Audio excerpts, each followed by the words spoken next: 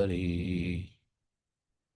जय सचिनंदन, जय सचिनंदन, जय सचिनंदन गौर हरि। हरे कृष्णा। श्री कृष्ण चैतन्य प्रभु नित्यानंद, श्री अद्वैत गदाधर शिवासादि गौर भक्त वृंदा। हरे कृष्ण। तो आज हम लोग चैतन्य चरितामृत में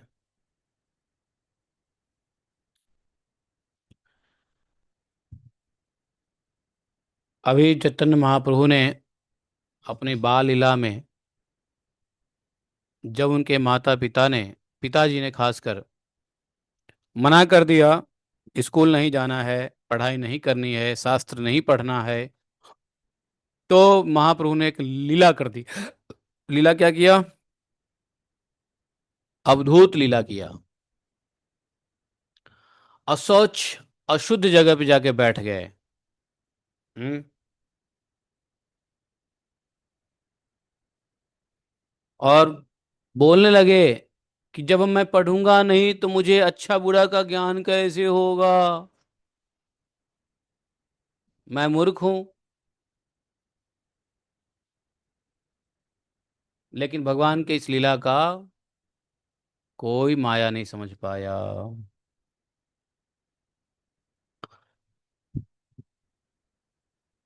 स्नान कराइला लंचा सची पुण्यवती, हेन काले आइले मिश्र महामोती। पुण्यवती सची देवी ने पुत्र को लेकर स्नान कराया। उसी समय जगन्नाथ मिश्र आ गए। मिश्र स्थाने सची सब कहिले न कथा, पढ़िते न पाए पुत्र मने भावे व्यथा। सची देवी ने कहा, सची देवी ने सारी कहानी सुनाई मिश्रा जी को। पुत्र न पढ़ने के कारण मन से बहुत दुखी है।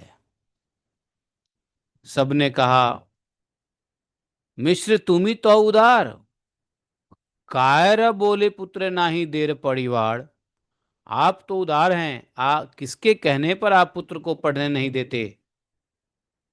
श्री कृष्ण जो करेंगे वही सत्य होगा। आप चिंता को त्याग कर पुत्र के को निर्भय होकर पढ़ने दीजिए।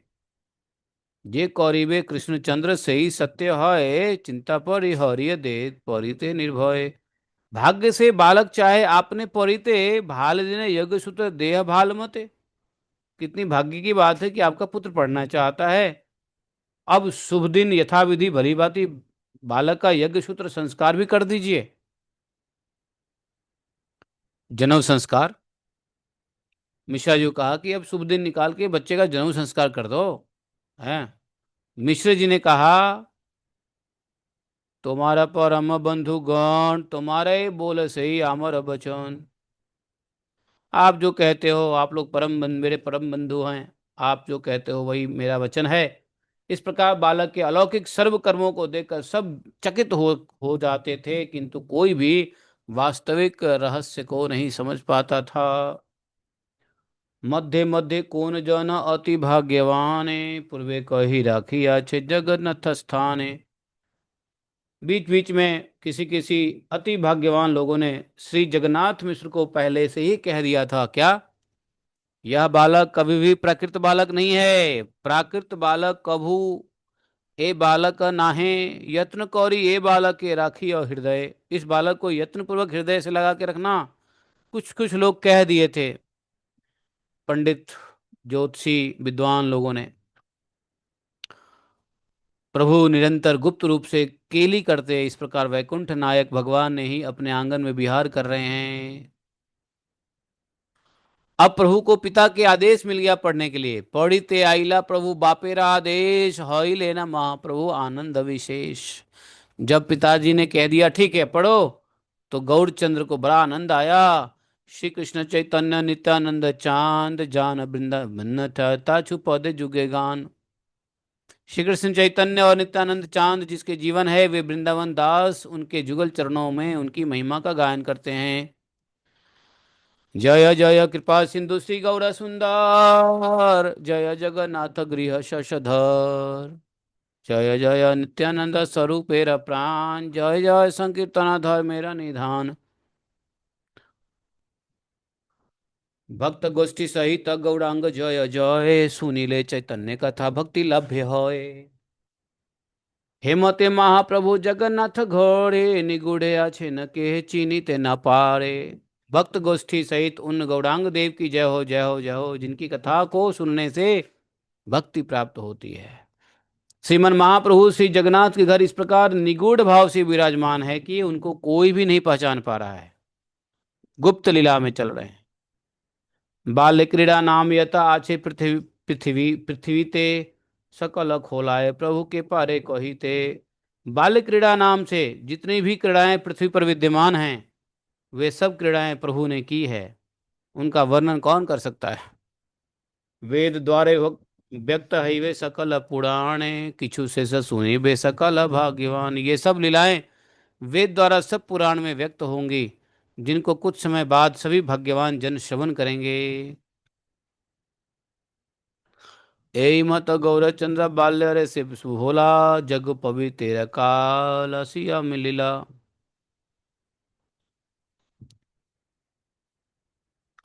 इस प्रकार श्री गौरचंद्र बाल्य रस में विभोर थे, तभी उनके यज्ञोपवीत का समय आ गया।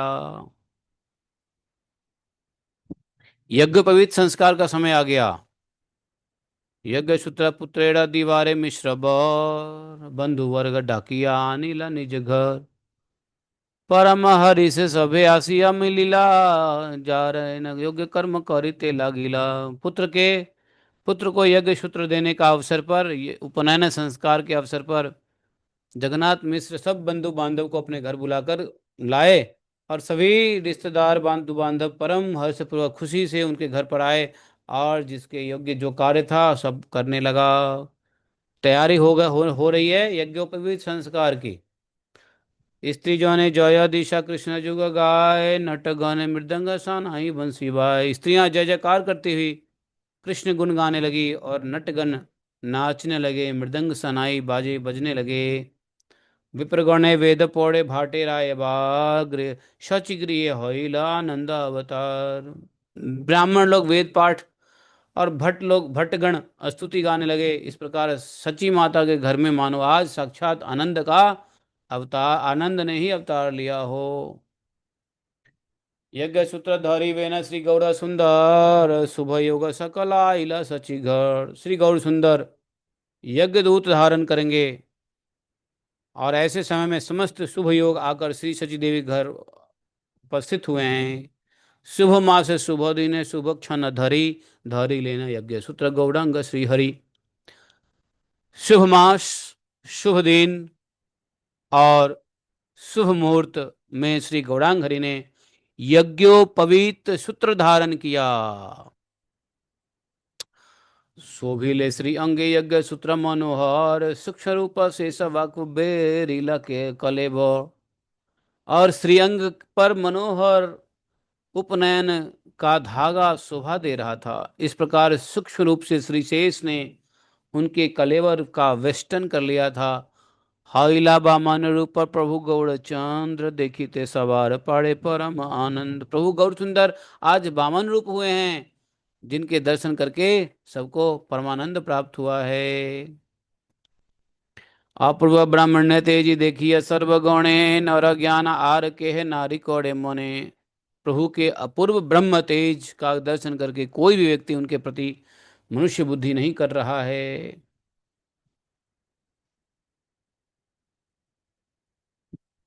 ऐसा हाथे दंड कांधे झूली श्री गौड़ा सुंदर, भिक्षा कौड़े प्रभु सर्व सेवक के रघड़। श्री गौड़ सुंदर ने हाथ में दंड और कंधे पर झोली लेकर समस्त सेवकों के घर भिक्षा किया। जहाँ राथा शक्ति भिक्षा सब संतोषे, प्रभु झूलित दिया नारी गण हसे। सब नारियां यथाशक्ति प्रभु की झोली में भिक्षा दे देकर आनंदित हो रही थी, सब हंस रही थी। ऐसा होता है जनेऊ में उपनयन संस्कार होता है तो भिक्षा भी मांगना पड़ता है।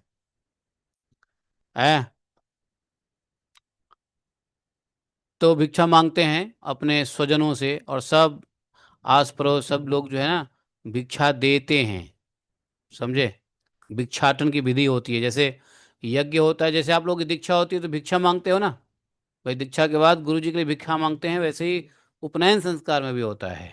सब क्या कर रहे हैं, भिक्षा झोली में दे रहे हैं। द्विज पत्नी रूपधरी ब्राह्मणी दो रुद्राणी यत पति व्रता मुनि वर्गेर गृहिणी।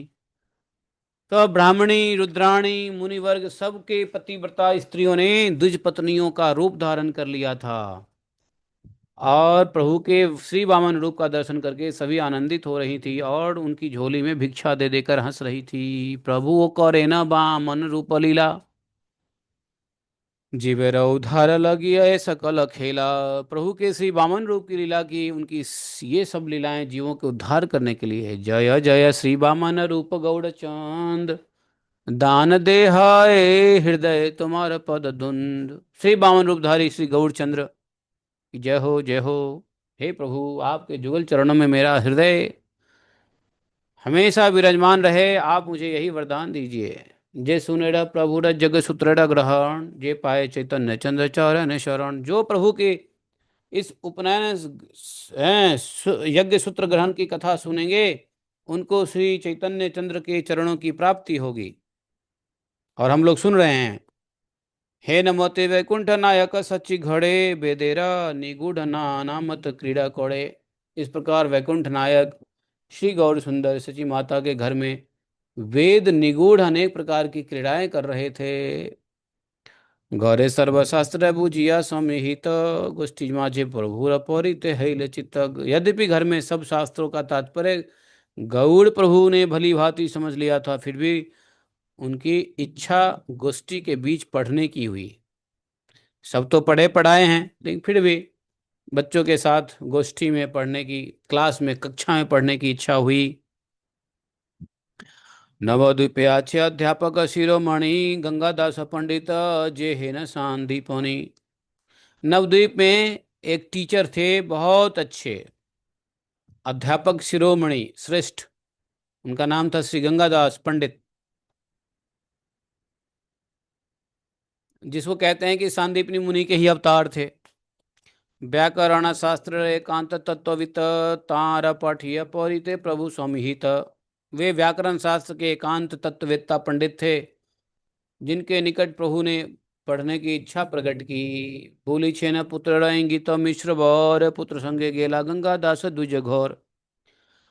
पुत्र निमाई पंडित जी ने कहा, अर्थात चैतन्य महाप्रभु ने कहा कि हम गंगा दास जी को गुरु बना के पढ़ेंगे। तो पुत्र के कहने पर जगन्नाथ मिश्रा जी गए गंगादास पंडित जी के घर पे। मिश्र देखिय गंगादास संभ्रमे उठिला, आलिंगन करिय एक आसने बसिला। मिश्रा को देख करके गंगादास पंडित उनके सामने में उठकर खड़े हुए और आलिंगन करके उन्हें अपने ही आसन पर बिठा लिया। मिश्रा बोले, पुत्र आमी दिलु तोमा स्थाने, पराइव सुनाइव सकल आपने। मिश्रा जी ने कहा, पुत्र को मैंने आपको सौंप दिया है, अब आप ही इसको सब कुछ पढ़ाइए सुनाइए। गंगादास जी बोले, बड़ा भाग्य जैसे हमारा, पराई मतु यदि यत शक्ति आछा है हमार। गंगादास जी, यह तो मेरा परम सौभाग्य है, मुझ में जितनी शक्ति है मैं इसे पढ़ाऊंगा। शिष्य देखिया परमानंद गंगादास, पुत्र प्राय करिया राखिला निज पास। अपने शिष्य को देखकर गंगादास जी परम आनंदित हुए और उन्हें अपने पुत्र तुल्य मानकर अपने पास ही रख लिया। यत व्याख्या गंगादास पंडित करेन, सकृत खुनिले मात्र ठाकुर धरेन। गंगादास पंडित जो भी व्याख्या करते, प्रभु महाप्रभु एक बार सुनकर के समझ जाते थे, और गुरु गंगादास जी जितनी व्याख्या करते थे, प्रभु उसको खंडन करके पुनः नया व्याख्या स्थापित कर देते थे। सहस्त्र सहस्त्र शिष्य परे तजन, हे नकारो शक्ति नाही दीवारे दूषण।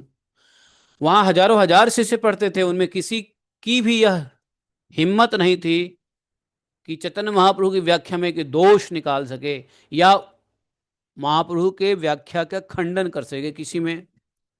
देखिए अद्भुत बुद्धि गुरु हर से सर्व शिष्य श्रेष्ठ करी करिय करिला पूजित।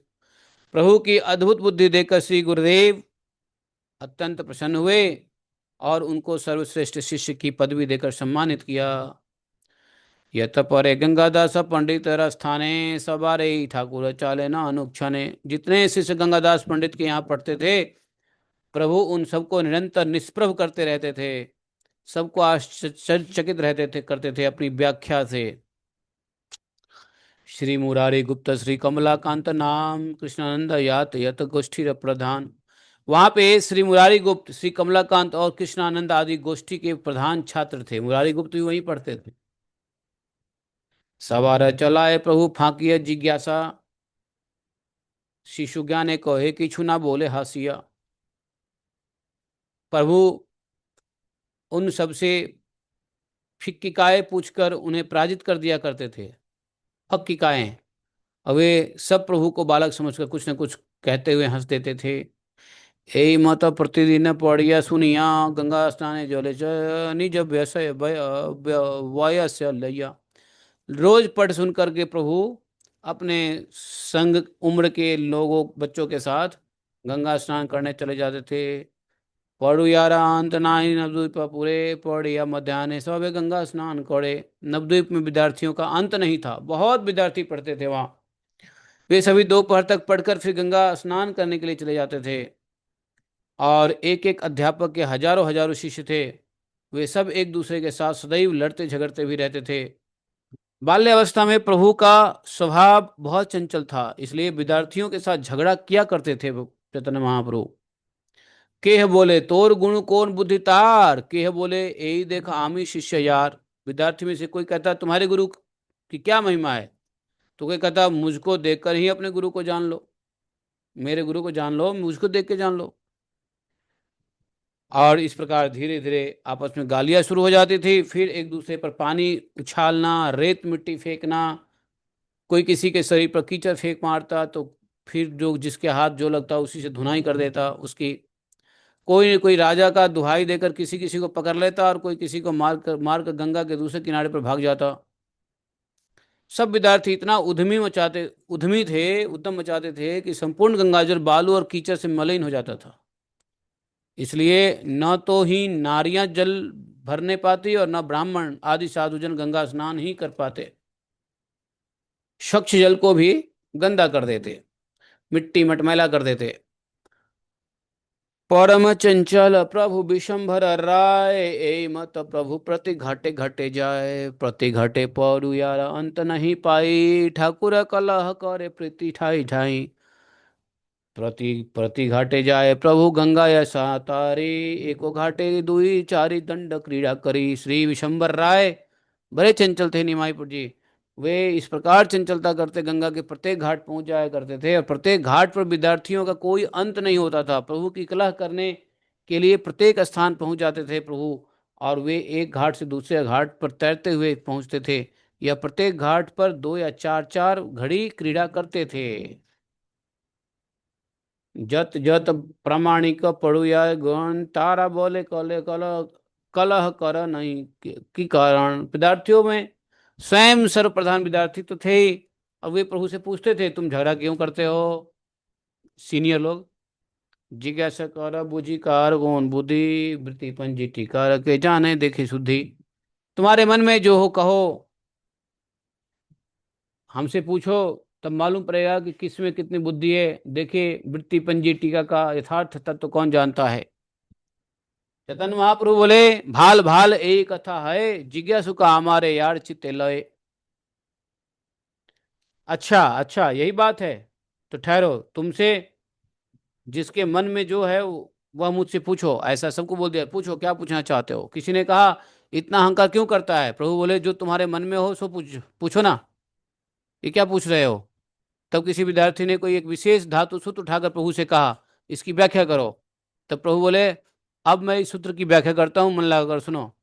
तो सर्वशक्ति समन्वित प्रभु ने सूत्र की ऐसी व्याख्या की जो सर्वथा संगत और प्रमाण सिद्ध था। सबको संतुष्ट किया प्रभु ने धातु की व्याख्या करके। अब इन व्याख्या भगवान के द्वारा व्याख्या किए हुए चीजों को सुन करके सौवे बोले प्रशंसा बचन, बोले प्रभु एवे सुन करी ये खंडन। प्रभु ने कहा कि प्रभु की प्रशंसा होने लगी। तब प्रभु बोले सुनो, अब मैं इसी का खंडन करता हूं। बोले कि जो मैं बताया उसी का खंडन मैं ही करता हूं।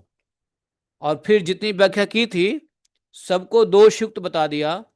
और फिर प्रभु ने कहा देखो, अब किसमें कितना बल है जो पुनः इसे स्थापित कर सके। चमत्कार हो गया। सभी छात्र मन ही मन बड़ा आश्चर्य करने लगे। बताओ, इन्होंने ही विवरण दिया धातु पद का, और अपने ही विवरण विवरण को यही काट रहे हैं। तो प्रभु बोले कि सुनो, अब की बार उस खंडित व्याख्या की पुनः स्थापित करता हूं। यह कहकर गौरचंद्र ने फिर से ऐसी व्याख्या की जो सब प्रकार से सुंदर थी और कहीं से कोई दोष नहीं था। मतलब व्याख्या सुंदर करके दोषयुक्त दिखा दिया, अब फिर से दोषयुक्त व्याख्या को सुंदर बना दिया। कोई कुछ नहीं कह सका। यह सब प्रमाणिक जितने भी प्रमुख विद्यार्थी थे सब आनंद होकर के प्रभु का आलिंगन करने लगा। वाह वाह वाह, क्या इंटेलिजेंट बालक। सब विद्यार्थियों ने निवेदन किया, आज तुम घर पर आओ, कल हम लोग जो पूछे उसका उत्तर देना। इस प्रकार श्री वैकुंठ नाथ प्रतिदिन गंगा के जल में विद्या रस के खेल खेलते थे। अब इसी अद्भुत क्रीड़ा के लिए सर्वज्ञ बृहस्पति ने अपने शिष्य के साथ नवद्वीप में जन्म लिया। जल क्रीड़ा करे प्रभु शिशुगण संगे, छोने छोने गंगा रपाय ओ पारे जाए रंगे। प्रभु बालकों के साथ जल क्रीड़ा करते और क्षण क्षण तैर कर गंगा के उस पार चले जाते तो इस पर आ जाते। पूर्व काल में यमुना में श्री कृष्ण चंद्र ने के जल विहार को देखकर गंगा ने भी अपने मन में बहुत प्रकार की कामनाएं की थी। ये बात अभी हमने कल परसों बताया था ना अंग्रेजी वाली क्लास में, कि जमुना जी को देख करके गंगा जी ने भी इच्छा की थी कि प्रभु, आप जमुना जी में तो बहुत जल केली कीड़ा कर रहे हो, हमारे में कब करोगे। तो शायद अब उसके मन की कामनाएं पूरी हो गई। यद्यपि गंगा ब्रह्मा और शिवादिक द्वारा सदैव वंदित है, तब भी वे यमुना के सौभाग्य की वांछा करती थी। सोचती थी कि यमुना जी में जैसे क्रीड़ा करते हैं भगवान, वैसे हमारे जल में भी करें। भक्तजनों की ऐसी इच्छा पूर्ण करने वाले भगवान गौर सुंदर प्रभु निरंतर गंगा में इच्छा पूर्वक स्वेच्छा से स्नान करते, खूब खेलते। गौरचंद्र गंगा के जल में आनंद पूर्वक नाना प्रकार की क्रीड़ा करके घर लौट आते थे। घर पहुंचकर प्रभु यथाविधि भगवान की पूजा करते थे, तुलसी में जल देते थे और तब भोजन ग्रहण करते थे। भोजन करिया मात्र प्रभु से क्षण, पुस्तकालय या गिया बसन निर्जन। प्रभु भोजन मात्र करके उसी क्षण तुरंत पुस्तक लेकर निर्जन स्थान में जाकर पढ़ाई करने लगते थे। भोजन के बाद आप आपने करे न प्रभु सूत्र न टिप्पणी, भूलीला पुस्तक सरस सर्ववेद गणे। अब प्रभु स्वयं सूत्रों की टिप्पणी करते थे। सर्वदेव शिरोमणि प्रभु उस समय अपने को विद्या रस में भूलाए रखते थे। मिश्र महाशय देखिया आनंदे भाषे, मिश्र महाशय रात्रि दिने हरि से कछु नाई जनोय। मिश्र महाशय अपने पुत्र की विद्या रस से इस प्रकार मग्न होकर देखते थे, निमग्न रहते थे। अब रात दिन आनंद के अतिरिक्त उन्हें और कुछ अनुभव होता ही नहीं था, आनंद ही आनंद। देखीते देखीते जगन्नाथ पुत्र मुख, नीति नीति पाए अवर्चनीय सुख। जगन्नाथ मिश्र पुत्र के मुख को देख देख कर प्रतिदिन अनिवर्चनीय सुख प्राप्त करते थे। जगन्नाथ मिश्र ने अपने पुत्र श्री गौड़ के रूप में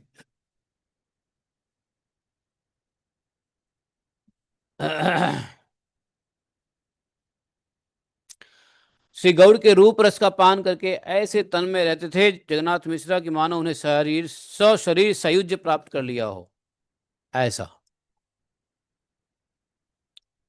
सायुज्य व कौन अपराधिक सुख ताने, सायुज्य आदि मुख मिश्र अल्प कड़ी माने। अथवा मिश्रा के लिए सायुज्य ही कौन बड़ी वस्तु है, वह तो केवल औपाधिक सुख है। वे उस सायुज्य आदि सुख की तो को तुच्छ मानते हैं क्योंकि भक्त हैं भगवान के। जगन्नाथ पाए बहु नमस्कार, अनंत ब्रह्मांड नाथ पुत्र जहाँ। जगन्नाथ मिश्र के श्री चरणों में अनेक अनेक नमस्कार है। जिनके यहाँ अनंत ब्रह्मांड नाथ श्री गौड़ हरि पुत्र के रूप में पधारे हैं। कामदेव जिनिया प्रभु से रूपवान, प्रति अंगे अंगे लावण्य अनुपम। कामदेव के भी रूप को जीतने वाले वे प्रभु महारूपवान है, जिनके अंग प्रत्यंग में अतुलित अद्भुत लावण्य विद्यमान है। कामदेव भी यहाँ देखिए, मिश्र चंद्र चंतर अंत जा डाकिया दानावे पीछे पुत्रे भले खड़े। यह देखकर श्री मिश्र मन ही मन चिंता करने लगे कि ये ऐसी क्या ऐसी कहीं ऐसा तो नहीं है कि कोई डाकनी अथवा दानवाती पुत्र के ऊपर अपना प्रभाव का निरंतर विस्तार कर दे। डरते भी थे। भय मिश्र पुत्रे समर्पय कृष्ण स्थाने, हासे प्रभु गौरचंद्र आरे थकी सुने। इस डर से मिश्र ने पुत्र को श्री कृष्ण के पास समर्पित कर दिया। प्रभु गौरचंद्र आर में खड़े होकर यह सब कुछ सुन रहे थे और हंस रहे थे। मिश्र बोले, कृष्ण तुम्हें रक्षिता सवार पुत्र पति शुभ दृष्टि करी वाम। और मिश्र ने कहा, हे कृष्ण, आप सबकी रक्षा करने वाले हैं, हमारे पुत्र पर भी सुदृष्टि रचना।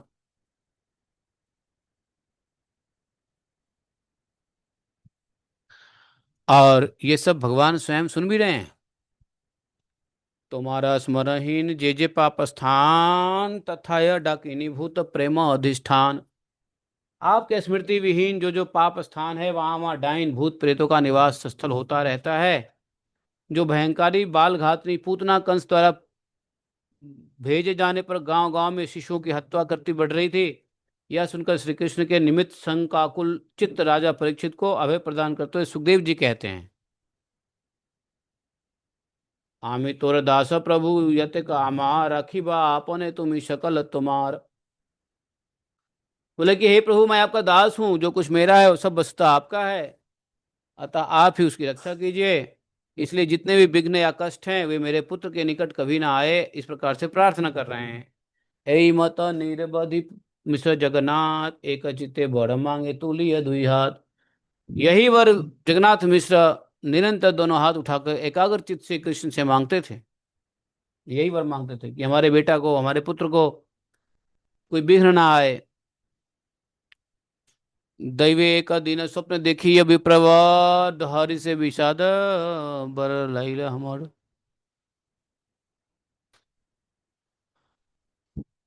अब मिश्रा जी एक सपना देखते हैं, और सपना देख करके उनका मन प्रसन्न हो जाता है। क्या देखा सपने में? सपने में देखा कि हे गोविंद, वो दंडवत प्रणाम कर रहे हैं। सपना देख के उठे तो मंगल पाठ करने के बाद दंडवत प्रणाम करके बोले, हे गोविंद, निमाई मेरे घर में ही रहे।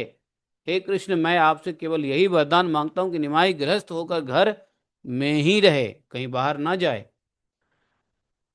यह वचन सुनकर सची देवी बड़ी आश्चर्यचकित होकर मिश्रा जी से पूछने लगी कि हे पतिदेव, आप अकस्मात यह सब वर क्यों मांग रहे हैं? ये सकल वर केने मांग आचंबित, जो सची जिज्ञासा है बड़े बड़ हैया विस्मित। मिश्रा बोले, आजी मुई देखिलु सपन, निमाए करे आछे जेन शिखार मुंडन। अरे सची देवी, हमने आज स्वप्न देखा है कि निमाई ने शिखा मुंडन करवा लिया। शिखा मुंडन कब करवाते हैं? जब सन्यास लेते हैं। अद्भुत सन्यासी भेष कहे नाय, आ से नाचे कांधे कृष्ण बोली सर्वदाय। उसने ऐसा अद्भुत सन्यासी भेष धारण कर रखा है जो कुछ कहा नहीं जाता। यह मुख से निरंतर कृष्ण कृष्ण बोलता हुआ कभी हंसता, कभी रोता और कभी नाचता है। चैतन्य महाप्रभु जो जो करते हैं सन्यास लीला में, वो एक दिन अपने पिताजी को स्वप्न में दिखा दिया।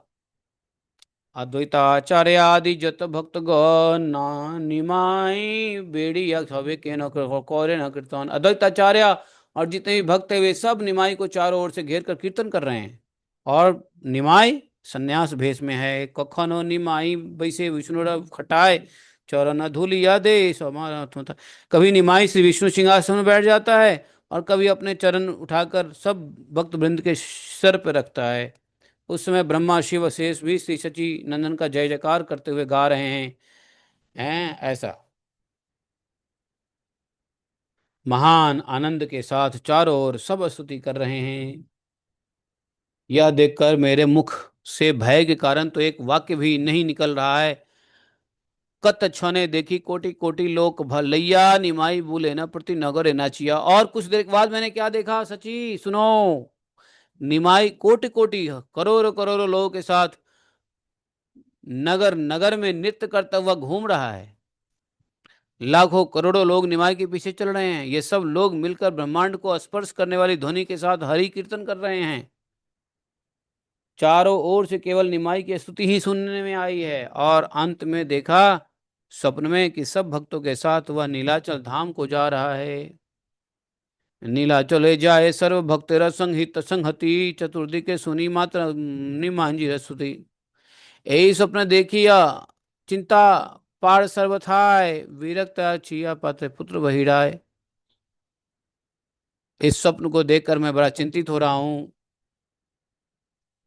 कहीं ऐसा ना हो संसार से विरक्त होकर पुत्र घर छोड़कर चला जाए विश्वरूप की तरह।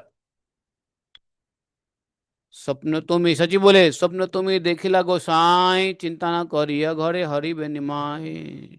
बोला कि अरे गोसाई जी चिंता मत करो। ये तो स्वप्न देखा है। निमाई घर में ही है। घर में ही रहेगा। कुंती चारी निमाई न जाने से कौन करूं रस तारा छया छे सर्व धर्म।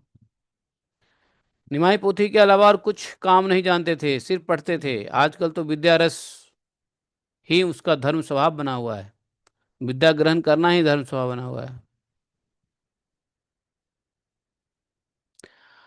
और जब देखो पढ़ाई में लग जाते। पुस्तक के अलावा इनको कुछ सुझाव ही नहीं देता था। कोई काम नहीं करते फिर। इसी तरह परम उदार वे दोनों के पुत्र तथा इस तरह परम उदार वे दोनों पति पत्नी पुत्र स्नेह के कारण नाना प्रकार की बातें करते।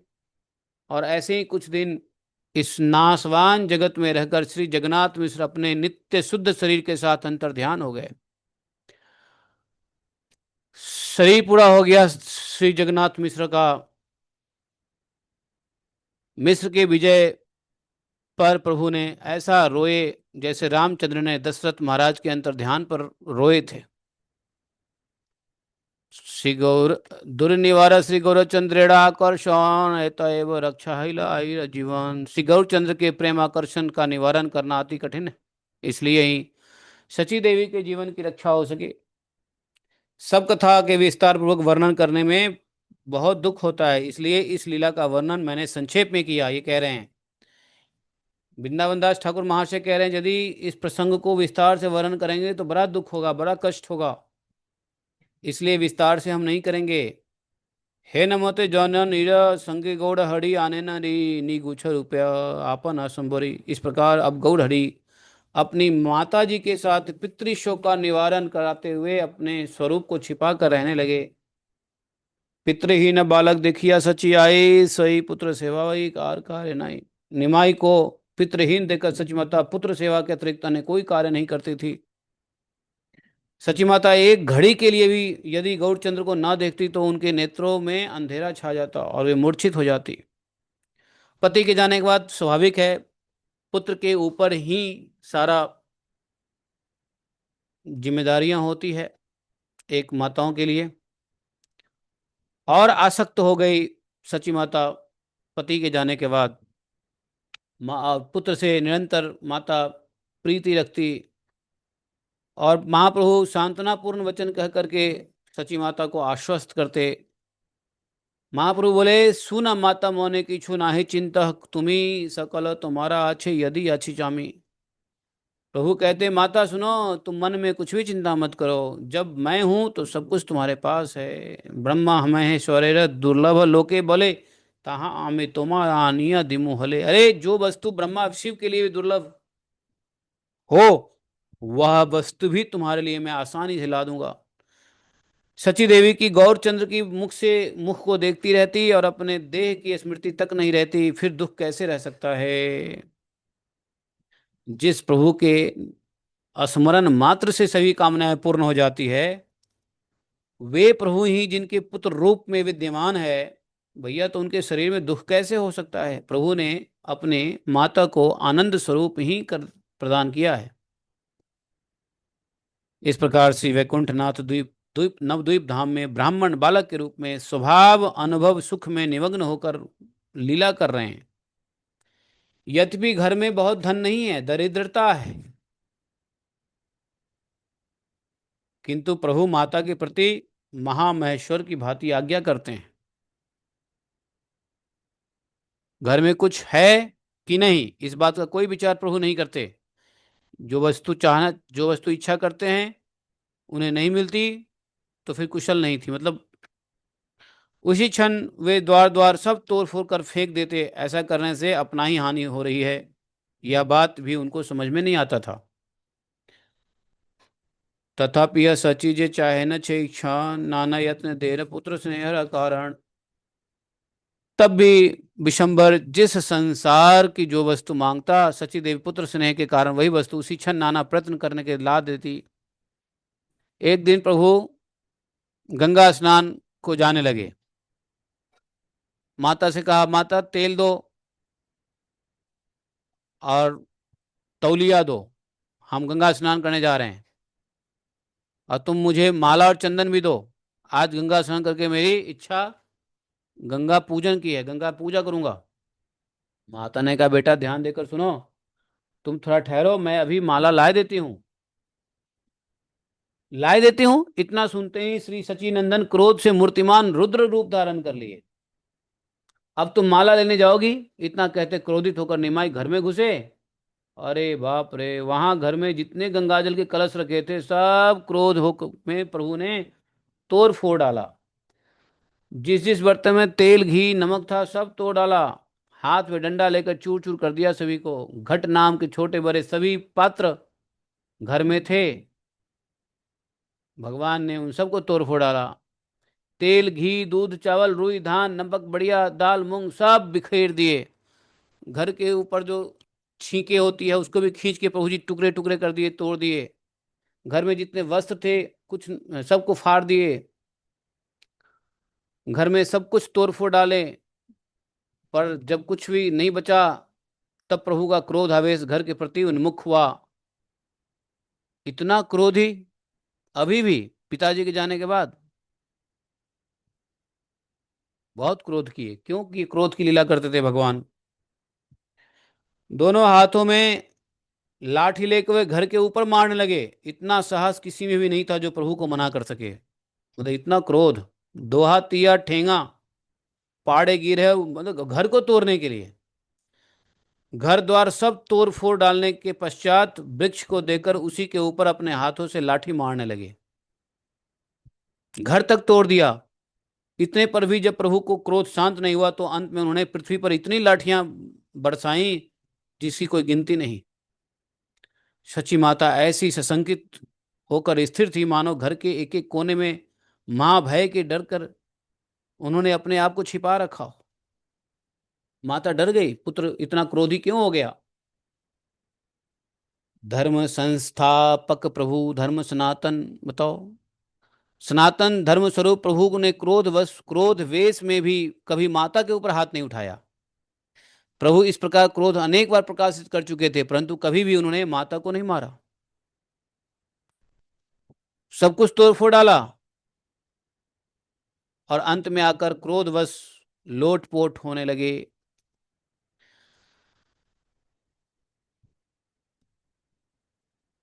महाप्रभु गौर सुंदर कुछ समय धूल में लोटपोट होते, पूरे शरीर में धूल लगा लिया, फिर स्थिर होकर चुपचाप सो गए। अब ऐसे सोए मानो कि योग निद्रा के प्रति दृष्टि की, और पृथ्वी के ऊपर आराम से सो गए, मिट्टी में जमीन पे ही सो गए। शेष का श्री विग्रह जिनकी सैया है, लक्ष्मी जिनके चरण में निरंतर सेवा करती रहती हैं, चारों वेद जिन प्रभु का खोज अन्वेषण करते हैं, वे प्रभु सच्ची के आंगन में शयन कर रहे हैं। जिनके एक एक लोमकूप में अनंत रोमकूप में अनंत ब्रह्मांड निवास करते हैं, जिनके सेवक सृष्टि स्थिति प्रलय आदि कार्यों में लगे रहते हैं। इस प्रकार महाप्रभु को स्व अनुभव रस में स्थित ही सोते हुए देखकर सभी देवता भी रोते और कभी हंसते। कुछ क्षण में सची देवी ने माला मंगवा लिया और गंगा पूजा की सब सामग्री पुत्र के सामने लाकर रख दी।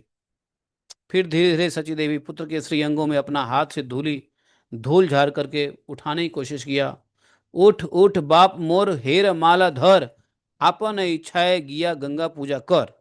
माता बोले, बेटा उठो, देखो माला लो, जाकर अपनी इच्छा के अनुसार गंगा पूजन करो। बेटा जो कुछ तुमने नष्ट भ्रष्ट किया है वह सब अच्छा ही हुआ है। ये सब विपद तुम्हारी आपत्ति विपत्तियों को लेकर चली जाए।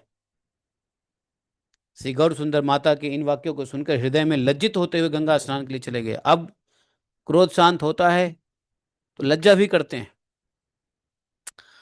शर्मिंदगी हुई है, नाहक में हमने नुकसान कर दिया। इधर सची देवी समस्त घर का परिष्कार करके रसोई तैयार करने का प्रयास करने लगी। क्या करती, सब कुछ तो प्रभु ने तोड़ फोड़ दिया। फिर भी प्रभु ने इतनी हानि की, तब भी श्री सची देवी के चित्त में तनिक भी दुख नहीं हुआ। जिस प्रकार गोकुल नगर में यशोदा ने श्री कृष्ण को अनेक प्रकार की चंचलताओं को सहन किया था, वैसे ही जगत माता सची देवी भी गौरांग के सभी चंचलताओं को सहन करती थी। भगवान ने जितनी भी चंचलमयी क्रीड़ाएं की, उनका मैं कितना वर्णन कर सकता हूं। सकल सहेना आई, काई वाक्य मानाने, मने हई लेना सची जैन पृथ्वी आपने। उन सबको सची माता ने तन मन वचन से उसी प्रकार सहन किया जिस प्रकार से पृथ्वी सहन करती है। कुछ समय में क्रीड़ा में भगवान महाप्रभु गंगा स्नान करके करके घर लौट आए। प्रभु ने विष्णु पूजा करके तुलसी में जल दिया और फिर भोजन करने के लिए बैठ गए। भोजन करके प्रभु का मन प्रसन्न हो गया। इसके बाद वे आचमन करके पान चबाने लगे।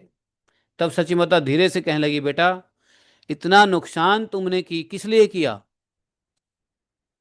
ए तो अपचय बाप की कारे कौरीला। अरे इतना नुकसान तुमने क्यों किया? घर का द्वार तोड़ दिया, द्रव्य कुछ जो कुछ है सब तुम्हारा ही तो है, घर बार। जो हानि हुई है वह भी तुम्हारी ही हानि हुई है, इससे मुझे क्या लेना देना? अभी तुम कहोगे मैं पढ़ने जा रहा हूं, घर में तो कुछ संबल है नहीं, कल तुम क्या खाओगे? माता के वचन को सुनकर प्रभु हंसे और कहने लगे, ए माता, पालन पोषण करने वाले तो एकमात्र श्री कृष्ण है, वे ही पालन करेंगे। ए तब बोलिया प्रभु पुस्तक लैया प्रभु करे, सरस्वती पति चले लीन परिवाड़े। इतना कहकर सरस्वती पति प्रभु हाथ में पुस्तक लेकर पढ़ने के लिए चल दिए। वहां कुछ समय तक प्रसन्न चित्त से विद्या रस का आस्वादन करके महाप्रभु संध्या के समय पुनः गंगा तट पर आए और कुछ देर गंगा तट पर ठहर कर प्रभु ने फिर घर लौट आए। वहां उन्होंने माता को पुकार कर एकांत में बुलाया। 2 तोला दिव्य सोना उनके हाथ में रख दिया। महाप्रभु 2 तोला सोना दिया, देखो माता श्री कृष्ण ने यह सोना दिया है, तुम इसको तुड़वाओ, घर का खर्चा चलाओ। माता बड़ी आश्चर्यचकित हो गई, मन ही मन सोचने लगी, अरे यह बार बार सोना कहाँ से लाता है? जब भी नुकसान करता है बदले में सोना ले आता है? ये बार बार सोना कहाँ से लाता है? ऐसा ना हो कि पीछे कोई विपत्ति उठ खड़ी हो, कहीं ये चोरी करके तो नहीं लाता किसी से। माता सोचने लगी। जब जब घर में अन्न का अभाव होता, पैसे की अभाव होता, तब तब भगवान क्या करते, सोना ले आते और दे देते, लो इससे काम चलाओ घर का। पता नहीं कहाँ से उधार लाता है, कोई सिद्ध या कोई सिद्धि है, या चोरी करके लाता है, किस प्रकार सोना लाता है, कैसे लाता है? माता चिंता करने लगी।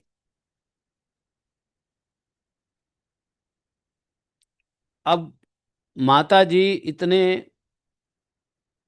उदार हैं कि उस सोने को बार बार तोड़ने के लिए देने में भी डरती थी। माता जब सुनार के पास जाती थी सोना तुड़वाने के लिए, तो समझाती थी कि पहले इस सोने को 10-5 जगह दिखा लेना फिर तुड़वाना।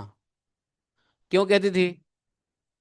कि कहीं किसी का खोया पाया तो नहीं है, किसी से छीन तो नहीं लिया है, चंचल बालक है ही, किसी से छीन लिया होगा। तो सुनार को कहती थी कि पहले 10-5 लोगों को दिखा देना, जब सब कहे कि नहीं नहीं मेरा नहीं है मेरा नहीं है, तब इसको तोड़ना। इस प्रकार सर्व सिद्धियों के ईश्वर श्री मन महाप्रभु गुप्त भाव से नवद्वीप में अवस्थान कर रहे हैं। तो आज हम लोग यहीं तक लीला करते हैं, कल हम लोग आगे की लीला देखेंगे। तो महाप्रभु तोड़ते फोड़ते भी थे, लेकिन घर चलाने के लिए फिर सोना आदि ला करके दे भी देते थे, और उससे घर का काम चलता था। भाई अब जो तोड़े फोड़े, घर का कौन तोड़ सकता है जो घर को बना सकता है? घर को कौन बिगाड़ सकता है जो घर को बना सकता है? किसी की जान कौन ले सकता है जो किसी को जान दे सकता है? जान लेने वाला जान दे या जान देने वाला जान ले तो कोई दिक्कत नहीं है। लेकिन कोई जान दे नहीं सकता है लेकिन जान लेता है तो अपराध है। महाप्रभु यहाँ पे तोड़ फोड़ रहे हैं, लेकिन फिर माता जी को सोना ला के दे रहे हैं, लो घर का काम चलाओ। तो क्या दिक्कत है भैया? तोड़ो और बनाओ। 10 बार घर तोड़ो, घर 10 बार घर बनाओ, दिक्कत क्या है? जो भी है सब लीला चल रहा है, आगे आगे समझेंगे सभी लीलाओं को। तो इस अध्याय को आज नहीं कल खत्म करेंगे, और 9वें अध्याय भी कल पढ़ेंगे। श्री कृष्ण चैतन्य प्रभु दयाकार मोरे, तुम बिना के दयालो जगत संसारे, त पावना अवतारे।